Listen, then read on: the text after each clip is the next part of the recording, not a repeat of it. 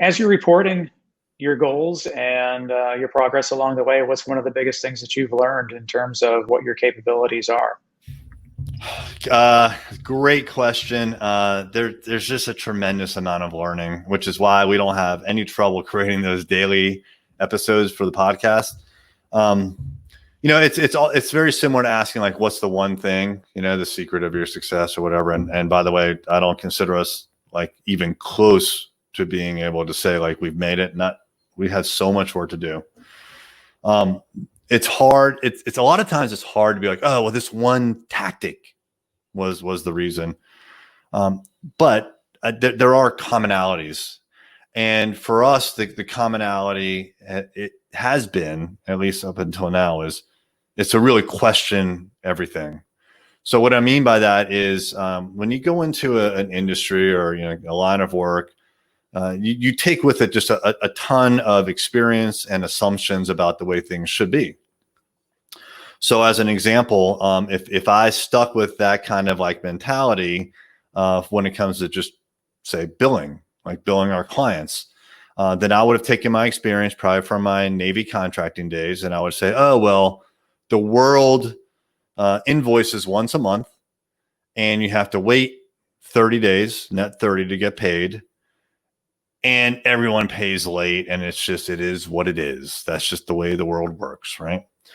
But we started to question that. We started to question, well, why is it that we're putting our money up to pay for our employees and, pay for some of these services? And why are we funding these operations and at risk of never getting paid? Because we've been stiffed, like this has happened before.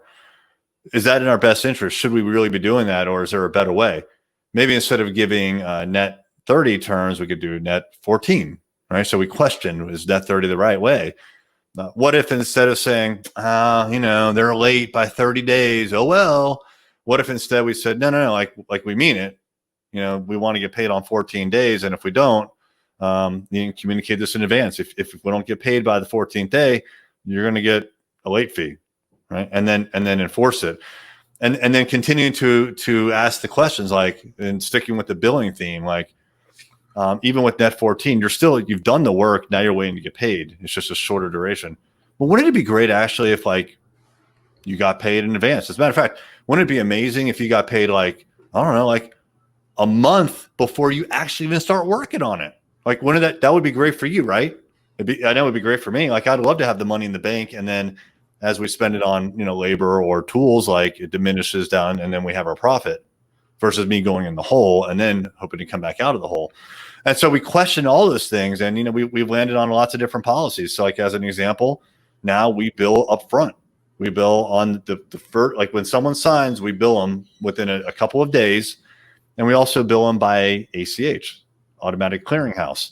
And it's made just massive improvements in our cash flow, which means massive improvements throughout the business. So question all of those business practices that you bring into a business or that you feel like you're stuck with, and that's just the way the world works. Yeah. It's your business. Question everything. You can make it work however you want. Yeah. Question everything. I dig that. So how do you then come to a conclusion on that mindset or that mantra, if you will? Question everything. How do you decide, like, okay, this is what I want to do? Instead, like what takes you to be convinced to do something specific off of that? Well, I mean, first you see a pattern, right? So again, let's just stick with billing. You see the pattern. Oh man, I'm always going in the hole. Sometimes I get stiffed. Now I got to get a line of credit. Now I got to pay for interest. And so you see like a pattern of problems, right? Again, we talked about problems and how there's a positive side, which is the lessons learned. So there's always problems in your business, right? So look out for problems. And when you see a pattern, ask like, hey, can I do this different? What's stopping me from doing it different? And a lot of times it's fear, right? So people they think if they do something at all different than what everyone else in the world does, that there's going to be these negative consequences. They're like, well, if I bill net 14 and my competitors bill net 45, I'm going to lose work. And the reality is you probably won't. Like if you communicate poorly, that you will.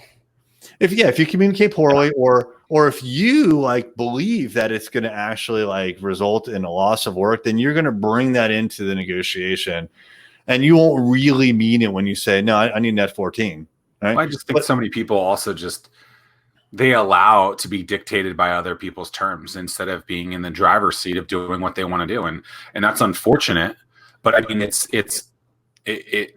it doesn't have to be that way. Kind of like you said, question everything. And so many people don't question things. I mean, I wrote a book called Anomaly saying be freaking different. Mm-hmm. Right. And so if you take that really at its heart, it's the most successful people in the world are doing fundamentally things completely different than everyone else. Yeah. And the reason they're successful is because they're not in that box like everyone else. Which, by the way, great book. I've read it. I have a signed copy, and I'm on page 66 of that book. But if you're not on page 66, this is going to be hilarious. I am. Trust me, I remember. Oh, boy, he's going to look it up. Am I? He is on page 66, ladies and gentlemen. Case study. All right. Gosh, what were you saying? Oh, you are in the driver's seat. So that's a great point, and it's so easy to forget that.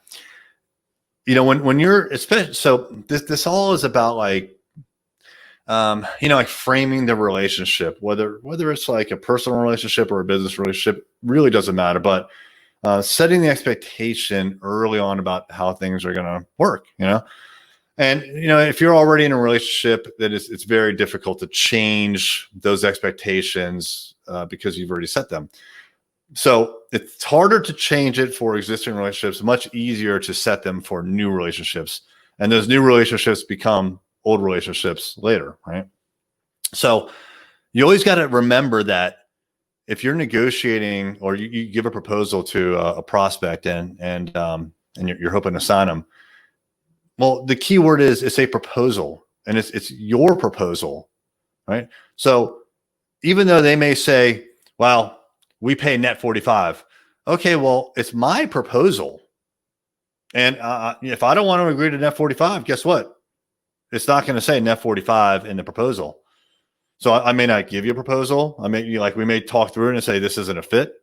Or I may say, well, look, I know you want 45, but I just can't do that. And then you still give them the proposal with net 14, and now it's their decision. But it's like a relationship too, even with like a significant other. If you want to woo a girl and you start to like, I don't know, wine and dine her too hard, she's going to expect whining and dining every single time. That's right. And then yeah, that's what we're talking about is during this whole process, we're training people what the acceptable behavior is. Mm-hmm. So right from the very start, establish what the guidelines are and let go of that fear, like Erik was saying. Yeah, and what's the worst case scenario? You don't get the project, right? You don't land the client, but it wasn't the terms that you wanted. So I think the key is remembering I'm proposing to do work for whoever.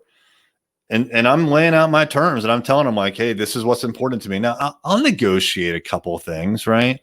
Well, actually we have a rule now, which basically says like, if someone asks for more than one concession on our terms, red flags start going up. I'm not saying like we won't do it, but the more concessions that we make, the more out of process things are.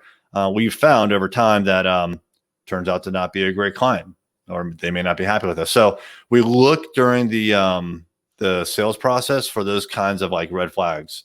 But in the end, it's our proposal. If we don't want to do it, we won't do it.